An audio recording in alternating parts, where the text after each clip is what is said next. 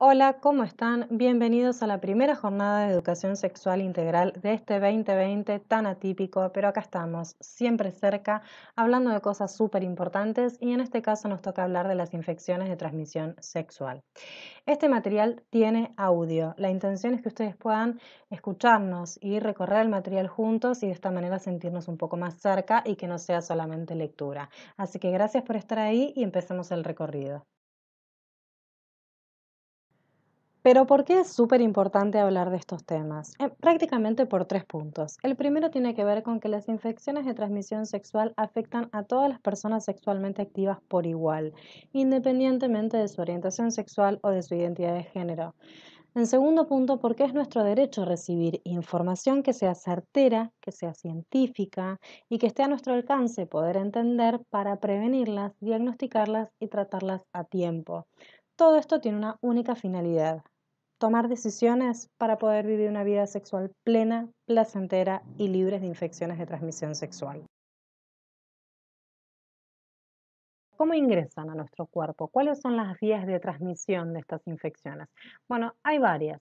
Principalmente la del más del 95% de los casos, obviamente está vinculada con las relaciones sexuales sin protección, tanto orales como vaginales como anales.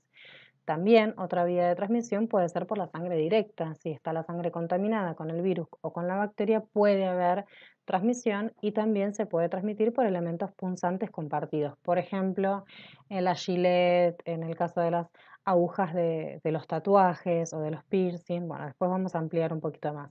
Y también hay otra vía que es la vía perinatal, es decir, la madre le transmite la infección a su bebé o a su beba a través del pecho cuando le da la teta, a través del parto vaginal o cuando se pueden intercambiar algunos fluidos en la gestación, cuando todavía el embrión está dentro del vientre materno y a través de la placenta se pueden, transmitir algunas infecciones.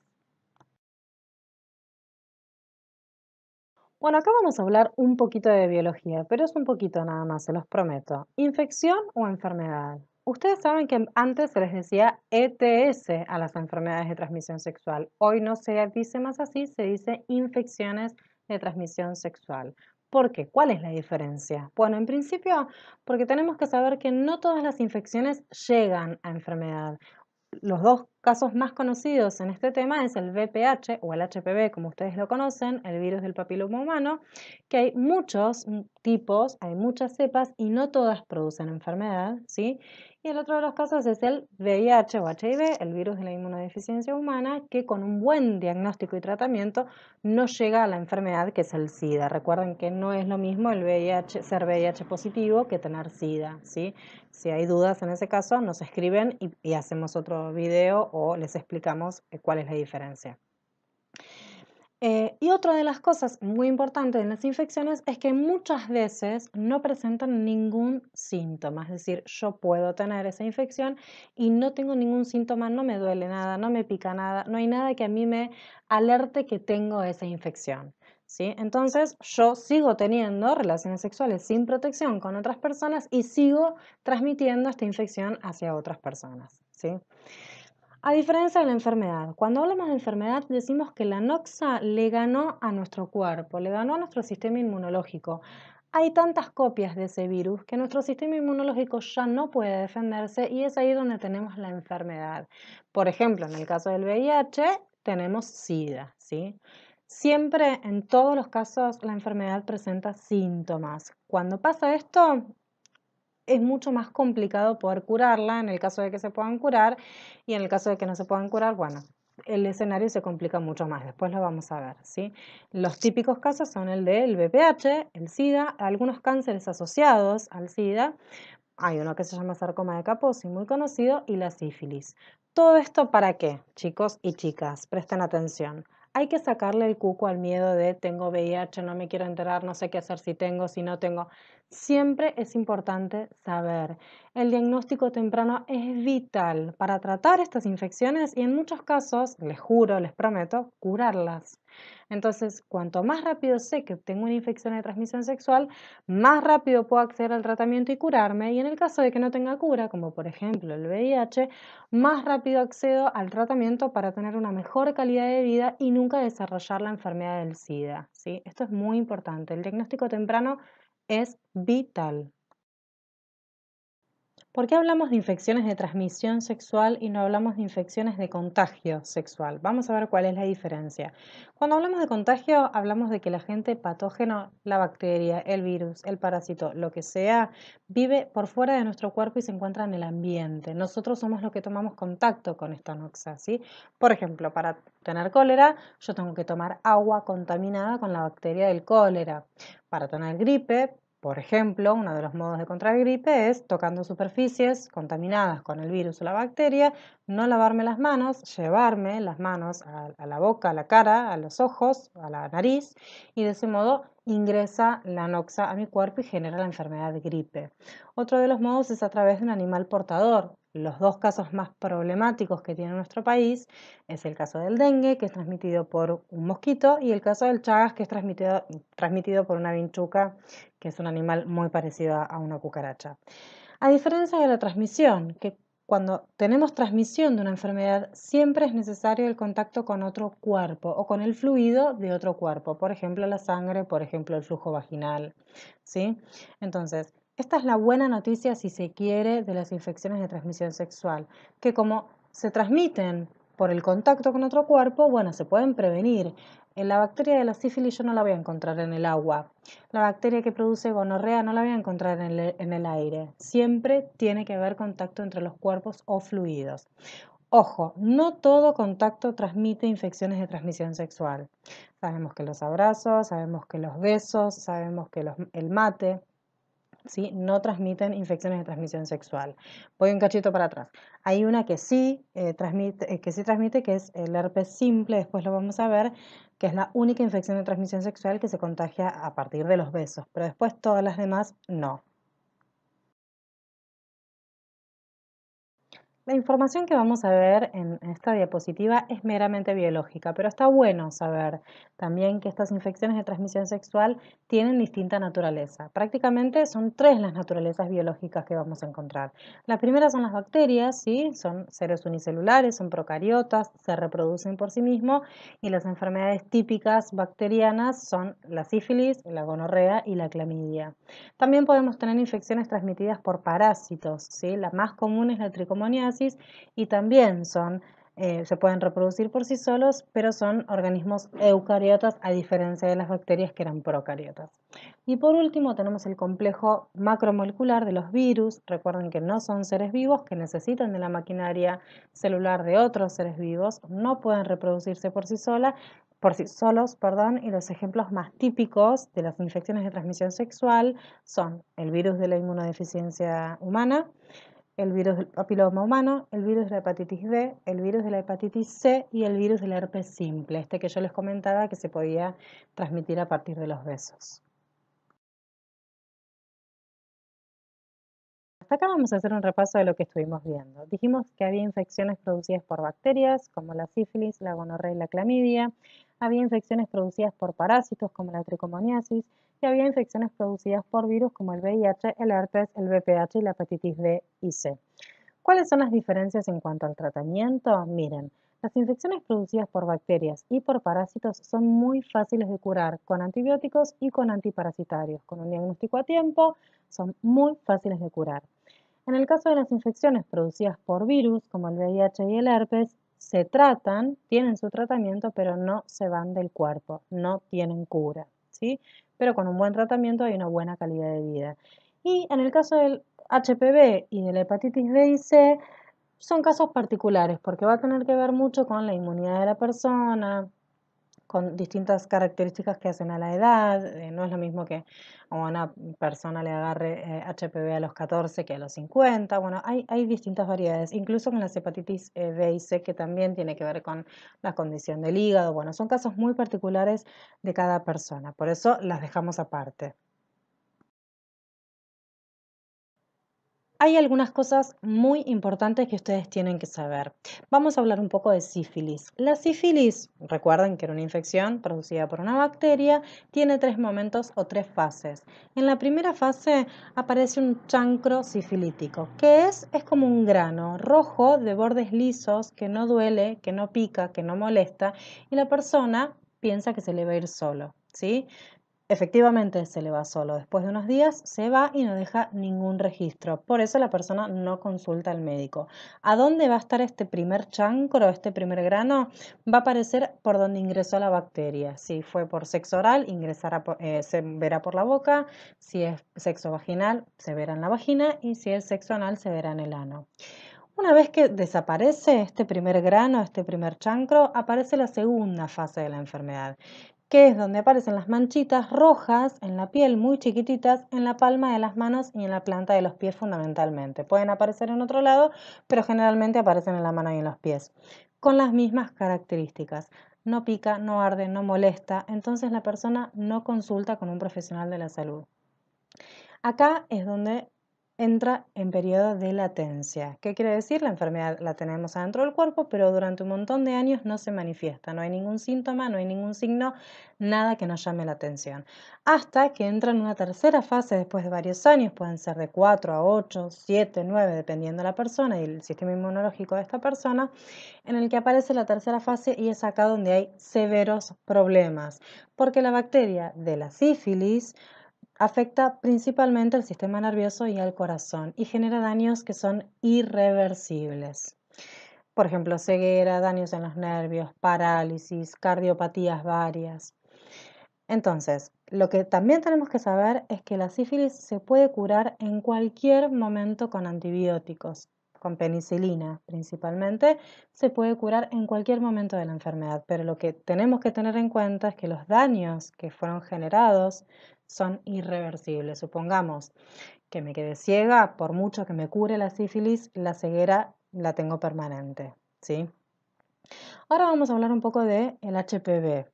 Existen más de 100 tipos, más de 100 cepas, le decimos, como si fuera el HPV con muchas variedades. Los diferenciamos en dos grupos, en uno que es el grupo con bajo riesgo de cáncer y en otro que es el grupo con alto riesgo de cáncer. Del grupo con bajo riesgo de cáncer vamos a tener asociadas verrugas, llagas en la vulva, en la vagina, pueden aparecer, ¿sí? Y en el caso del grupo con alto riesgo de cáncer, presten mucha atención, no presenta síntomas. O sea, los tipos que generan cáncer no presentan síntomas hasta que los presentan y cuando presentan estos síntomas está muy avanzada la enfermedad. ¿Cuál es? Es el cáncer de cuello de útero. Por eso, atención, personas con vulva y vagina hay que hacerse los controles ginecológicos porque no hay manera de saber si tenemos HPV, porque ya les digo, los casos más severos, los casos que generan cáncer, no presentan síntomas. La única manera de saber es ir a un profesional de la salud que con una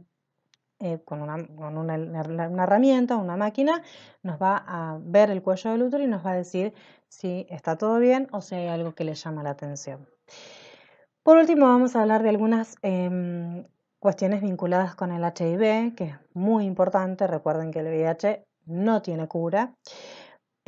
Y lo más fundamental es que no genera nunca síntomas. En principio de la infección no hay síntomas, entonces la persona sigue teniendo relaciones y sigue de alguna manera transmitiendo el virus a otras, ¿sí? Cuando los presenta, estamos en riesgo de que ya se haya desarrollado SIDA, que es la enfermedad. Lo que tenemos que saber, súper importante de esta enfermedad, es que diagnosticada a tiempo, la persona tiene su tratamiento, detiene la reproducción del retrovirus y tiene una excelente calidad de vida. Por eso es muy importante el testeo. Es muy importante saber. Siempre es preferible saber. Porque si hacemos el testeo y nos da negativo, genial, nos seguimos cuidando. Y si hacemos el testeo y nos da positivo, ya empezamos con el tratamiento y evitamos que llegue la enfermedad del SIDA. Llegamos a la parte más importante, ¿cómo las prevenimos? Más del 95% de las infecciones de transmisión se transmiten a través de las relaciones sexuales sin cuidado, con lo cual el único método que tenemos para evitar prácticamente el 100% de ellas es el uso correcto del preservativo. En el caso de personas con pene, desde el glande hasta la base, desde que inicia hasta que termina la relación sexual, incluyendo al sexo oral, y en las personas que tienen vulva y vagina a través de un campo de látex en donde cubra tanto la vulva como la vagina como la zona anal. También tenemos la transmisión por vía vertical, que es cuando la mamá le transmite al embrión, a partir de la placenta, algunas infecciones de transmisión sexual. ¿Qué tenemos que hacer? Nada. Ir al obstetra, el médico obstetra mandará los estudios a hacer y si alguno da positivo, buscará la cura para esa infección dentro del cuerpo de la madre y si no se puede curar, buscará ir por parto por cesárea y no por parto vaginal. Otra de las cosas importantes que tenemos que saber, sobre todo con el VIH y algunas otras infecciones, no solamente con el VIH, es que se transmiten por sangre y otros fluidos, con lo cual adolescentes y personas en general tengan mucho cuidado con los tatuajes y los piercing y en dónde se los hacen. Todo elemento cortopunzante, por ejemplo, maquinitas de afeitar, agujas, etcétera, tienen que ser descartables. Tienen que abrirlos adelante de los ojos de ustedes, usarlo y después descartarlo en una basura. No pueden volver a usarse, ¿sí? En el caso de los estudios ginecológicos van a ver las personas que tienen vagina que cuando se los realicen les van a poner un preservativo al ecógrafo y y con eso van a realizar el estudio de la ecografía transvaginal. Siempre, siempre descartables. Los abren adelante de ustedes y los tiran enfrente de ustedes, ¿sí? Personas que consumen droga no pueden compartir canutos porque la droga abre los capilares sanguíneos, muchas veces hay un pequeño derrame de sangre que no se puede ver a simple vista y esa sangre, si se comparten los canutos, puede llegar a transmitir la infección, por ejemplo, del HIV. Así que personas que consumen droga no pueden compartir ni los mismos canutos y, como dijimos antes, tampoco las mismas agujas. Algo más a tener en cuenta para su prevención. Sepan que para el HPV y la hepatitis B y C hay vacunas por calendario obligatorio nacional y gratuito, con lo cual lo que tenemos que hacer es verificar en nuestro calendario si las tenemos, si tenemos estas vacunas o si debemos ir a colocárnoslas. O muchas veces pasa que nos dimos una sola dosis y no alcanza con eso, hay que completar el esquema. Así que hay que verificar en nuestro calendario, ver si tenemos las vacunas contra la hepatitis B y C y contra el HPV. Algo importante a tener en cuenta. La vacuna del HPV solamente previene para las cepas más dañinas, aquellas que generan cáncer sobre todo. No previene para las otras, ¿sí? Con lo cual, aunque yo tenga puesta la vacuna, sí o sí tengo que seguir haciéndome los controles ginecológicos año tras año. Bueno, ahora nos toca hablar de los síntomas generales. Cuando yo me voy a alarmar de que algo no está bien. Bueno, primero, secreciones de pus en la vagina, en el pene o en el ano. Siempre que haya pus, hay una infección. Hay que ver en dónde, hay que ver qué pasó, pero siempre es motivo de consulta, ¿sí? Otra de las características, ardor al orinar. Van al baño, van a hacer pis, les molesta, les arde, sienten fuego en la zona urinaria. Hay que consultar. Flujo genital o anal distinto al habitual. Las personas con vulva tenemos flujo, ese flujo es natural, es normal, nos sirve muchas veces de defensa, sirve también para la penetración, tiene muchas funciones. Ahora, cuando ese flujo está en exceso, tiene olor distinto, tiene consistencia distinta, bueno, algo está pasando, hay que consultar. Dolor en la parte baja del abdomen, ¿sí? Como en la panza, de la panza para abajo. Muchas veces se asocia a lo que se llama enfermedad pélvica inflamatoria. Es cuando todos los órganos de la pelvis están inflamados. También indica infección. Hay que consultar. Sangrado vaginal fuera de lo normal para cada cuerpo. Cada persona con vulva y con vagina sabe lo que menstrua generalmente una vez por mes, a veces más, a veces menos, pero en la media es una vez por mes. eh, Naturalmente. Cuando vemos que hay un sangrado distinto al habitual, tenemos que consultar. Y por último, cuando vemos verrugas, llagas o heridas en la zona genital, tanto con las personas que tienen pene o las personas que tienen vagina y vulva. Cuando hay una verruga o una herida, duela o no duela, tenemos que preguntar qué está pasando ahí. Lo más importante de todo esto, chicos y chicas, es que recuerden que algunas infecciones como el HIV y el HPV no presentan ningún síntoma. Lo que dijimos recién son síntomas generales de las infecciones de transmisión sexual, pero hay otras que no generan síntomas, no nos enteramos si la tenemos, salvo que nos hagamos los estudios. Tanto que hablamos y que insistimos con los estudios y el diagnóstico temprano, bueno, ¿cómo hago para saber si tengo o no alguna infección de transmisión sexual?